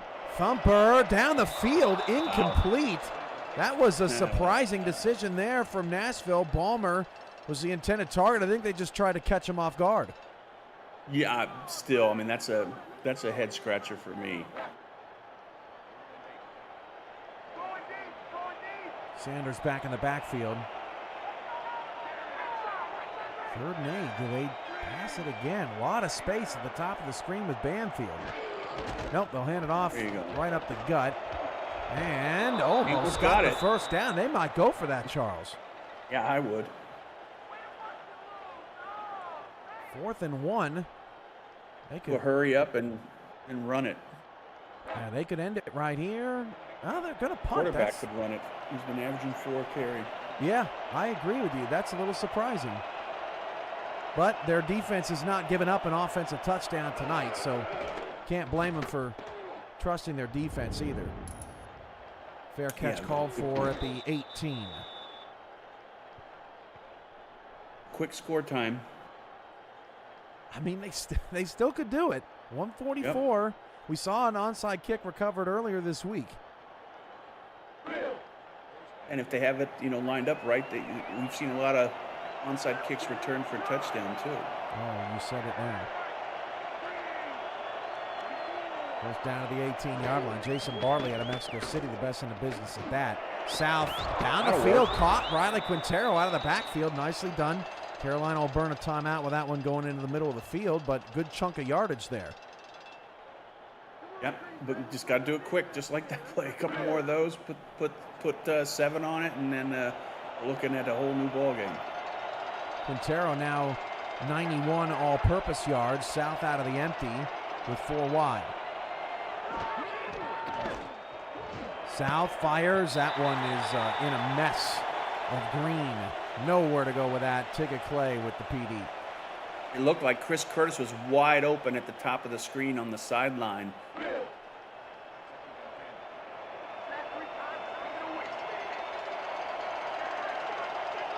Carolina's next game, they host Florida Sunday night. South dumps it. Hanzo got to get out. Not going to get out. Oh, he almost have to got burn out another too. timeout. Like, look at the power. I did not think he was going to get that far. Made something out of nothing for sure. Yeah, definitely. Nashville at Denver next week. The Nightwings with their new coaching staff try to get their first win after dropping a couple to some good teams, Charleston and Minnesota. South pass caught by Earl to the 50. First down, the drive stays alive. That was a great pass by South. South firing one-on-one coverage, and Curtis let the defender get in front of him. Probably didn't see him. Second down. Yep, stop the clock. They can get their bearings and come up with a new series of plays here for the rest of the series. 1:12 to go. South has struggled out of this empty. DeSantis off to the right. South looking that direction, and DeSantis cannot haul it in. That's his third target, still without a catch tonight. Chris Delro, who we haven't mentioned at all tonight, Charles, he is one of the reasons why this game was in prime time from the jump. A former Carolina Skyhawk taking it to his former team tonight. Yeah, just did not allow the receiver to hold on to that one. Just lit him up right at contact. 3rd and 10. Earl goes in motion. Carolina trying to keep hope alive. South fires, incomplete. 4th and 10. Looking for Bocce. Yeah. If you just hold on to the ball a little second more. I know that's easy for me to say up here in the booth, but let the route develop. I think he would have found Curtis again, but this time wide open in the middle. 4th down and 10. Dime look for Nashville. Quintero goes in motion. Now we got an empty look. South looking, caught by Boccigalupi down to the 23-yard line. Oh, this could be a bad beat as the over could still hit. Matt South now 17 of 30 for 204. What a catch. What a night for Boccigalupi. I mean, it's an interesting question here, Cam. Do you kick a field goal? Yeah, it could almost benefit Carolina if they had a couple incompletions here, right, Charles? Yeah. 2nd down and 10, unless they get it in the end zone. South dumps it. Well, you know what? That's pretty good. Chase Earl was coming over on a crosser, but that wouldn't have done much. You got to get out of bounds. I mean, even if they get quick to the line, you got to stop that clock. 3rd and 10. If they don't get this, I would definitely kick the field goal and then try the onside kick. You got to get one onside kick. Riley Quintero goes in motion again. South firing that direction, incomplete. It looked like it hit. Was that Earl in the back? 4th and 10. I'd go field goal. Yeah, I would too. Because the worst thing that happened would if you catch it in bounds, you're going to waste too much time lining up for the field goal. Or you're trying to spike the ball. There you go. 40-yarder for Malone Brown. That kick is good, and can you believe it? He's now 69 of 74 on his career. That kick is good. Okay, this could be interesting, Cam. This could be very interesting. 23-16, 40 seconds left. Here comes the onside kick. If it doesn't go 10 yards, they get one more shot. Brown going short. It is recovered, and that is well done by Nashville. Didn't even give him a chance.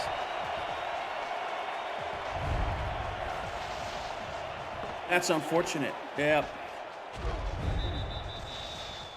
I mean, there wasn't any quit in Carolina. I mean, I think the defense at this point of the game was, running on fumes, but they hung in there and gave it one last push and almost made this very interesting. Another close battle in week 7. Nashville fails to cover, and that field goal hits the over. That is brutal by a half a point. Nashville is going to improve to 4-2. They're 2 games back of the Florida Storm, where they've already lost 2. But they're going to make a run at this wild card playoff spot. Carolina 3-3. They got Florida next week, Charles. It could get worse before it gets better unless they can pull a big upset next week. They're at home. Oh, definitely. It's going to be tough. It's going to be tough. And on the Nashville side, I mean, I think they have the horses to to get them to the playoffs. it's just, and it goes without saying, just need to have the right playbooks in, and I know they're putting the time in it, but they've got a lot of quality players on that team. I mean, both teams do, but Nashville tempo on both sides of the ball have some players that are like maxed out. It's just a matter of getting them the ball and putting them in a position to succeed. Stick around after we wrap up here. Chris Curtis and Tyler Falk will preview next week. So if you're into that sort of thing, stick around and they'll have the skinny on week 8. But Charles, who was your player of the game? Well, I mean, his numbers don't jump out at you, but I think Switch Thumper. I mean, he didn't. Again, his numbers weren't great, but I think that he did enough to control the game and put his team in a position to put points on the board and win the game. That's a wrap from us in the broadcast booth tonight. Nashville beats Carolina 23-16. Chris Curtis and Tyler Falk take us home. On the other side, take it away, gentlemen. All right, 23-16, Nashville comes out on top at home over the Carolina Skyhawks, moving to 4-2 on their record, 3-3 for Carolina. Tyler, let's quickly break down what we saw. More offensive woes for Carolina. The tempo come out and play a very good defensive game and really turn Carolina one-dimensional. But even the one dimension, the run game, really wasn't working for them. Yeah, Nashville said, "Oh, you can't really throw the ball. Okay, we'll stop the run, so you have to throw the ball." And to Matt South's credit, he didn't throw a ton of picks. Yeah, he threw one. More crucially, toward the end of that football game. At the same time, it wasn't egregious. However, it did kind of just a whole comedy of miscues and inability to create a drive and ultimately cost Carolina this one. Nashville and their stout defense in their first season in the SFL. I mean, I'm calling them the Minnesota 2.0. Minnesota came into the SFL in their inaugural season and was a barnstormer. Nashville's doing about the same. So kudos to everyone over there, Jay Ballmer and company. Just having a phenomenal season. Switch Thumper's done a pretty stellar job. 16-29 his final tally, just over 200 yards. He does throw a couple of interceptions, but all in all, it's that defense that, for me, I'm gonna take that game ball that Charles wants to give out so much. I'm gonna take that and give that to this defense because they're no joke. A ton of pass deflections and just overall able to plug holes in the offensive line where they're trying to expose the defense and trying to run the football. So there's going to be hard pressed to run on Nashville the rest of the season.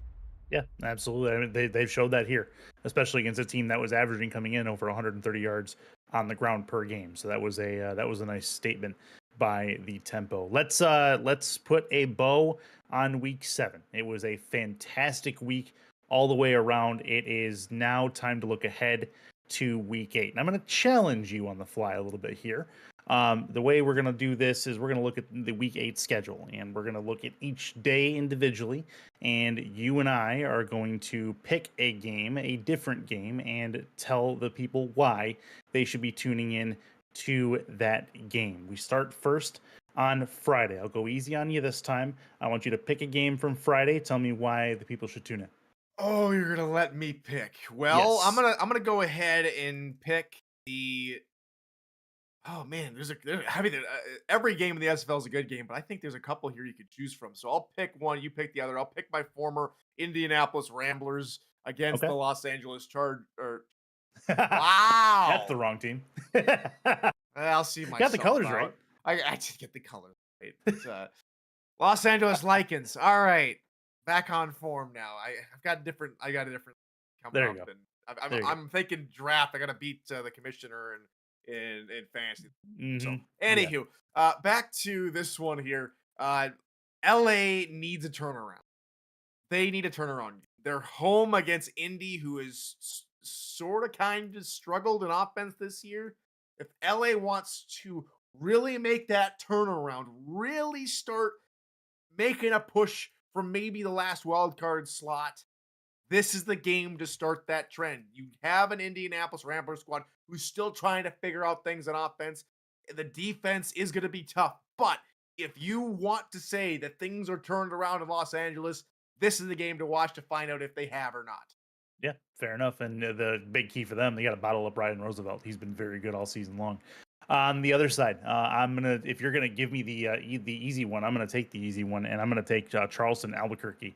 That is the highlight of the night on Friday, no doubt about that. Charleston at 4-2, they come through with their resume seems to be lacking as far as the wins that they've gotten, but the way they've gotten those wins has been very good. They've lost to some pretty tough teams. And then Albuquerque on the other side, I'm going to call them the upstart Albuquerque Adams, because as a new team in the pro scene, in the expansion, or not even expansion, but you get what I'm saying, the promotion, they have surprised some people, including myself, at the way they've played some very tough teams in this league, beating Fort Worth a couple weeks ago and really sending Fort Worth on a bit of a tailspin. I still don't think that win is devalued by any stretch, because Fort Worth is still a very good team. Albuquerque has a chance to beat any team in this league on any given night. So that game is going to be good. That one in New Mexico as well. So look out for that one. That one takes place the late block, 10:30 p.m. Eastern on Friday night. Let's go to Saturday. I'll pick first this time, and then you go ahead and pick up the rear.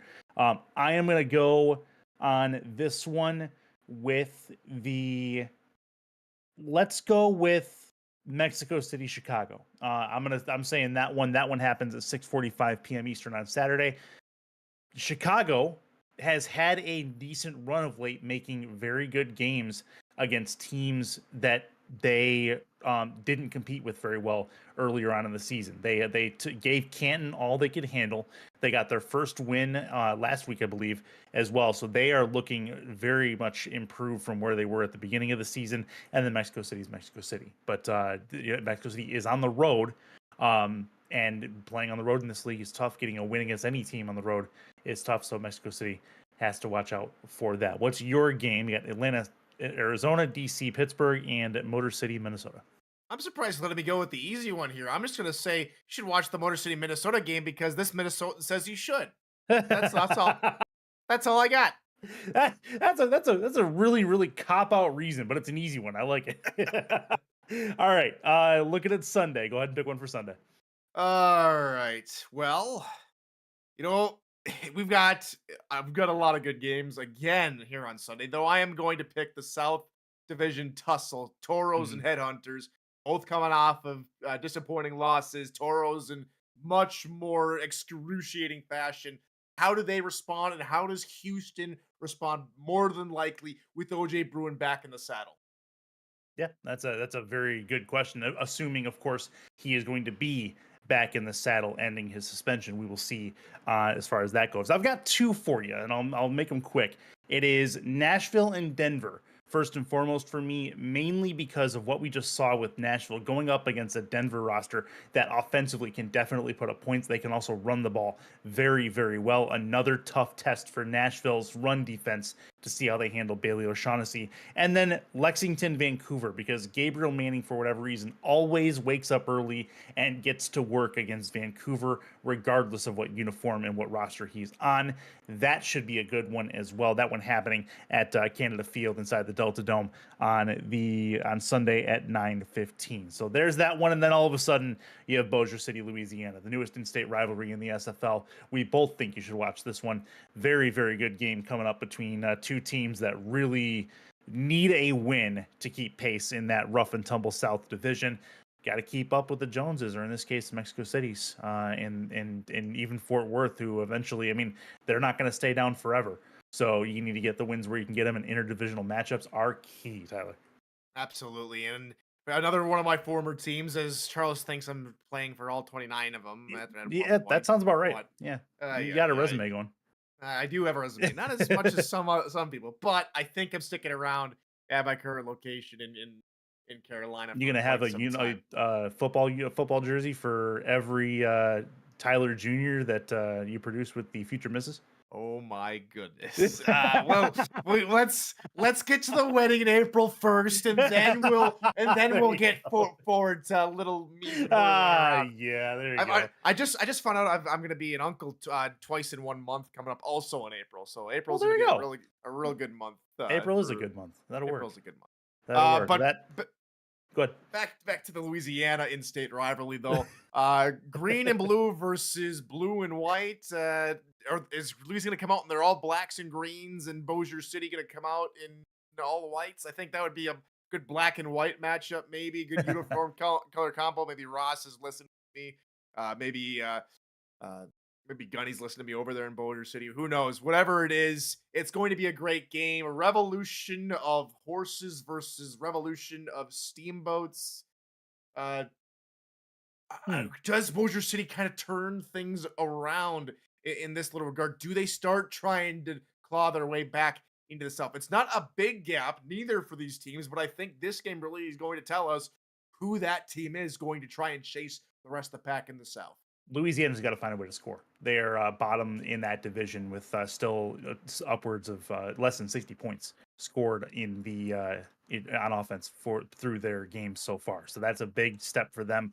They have to score. Bossier City has played some very tough games and has fared well in those games, if not winning those games. So could be a fun one down in Homa, and that'll wrap up week number 8. But we wrap up things from Music City. 23-16, the Nashville Tempo win to close out the Monday Night Spectacular for week number 7 in season 23. For all of the Monday Night Spectacular crew, I am Chris Curtis saying goodbye and good night from Nashville and SFL HQ. We'll see you in just a few days' time for week number 8.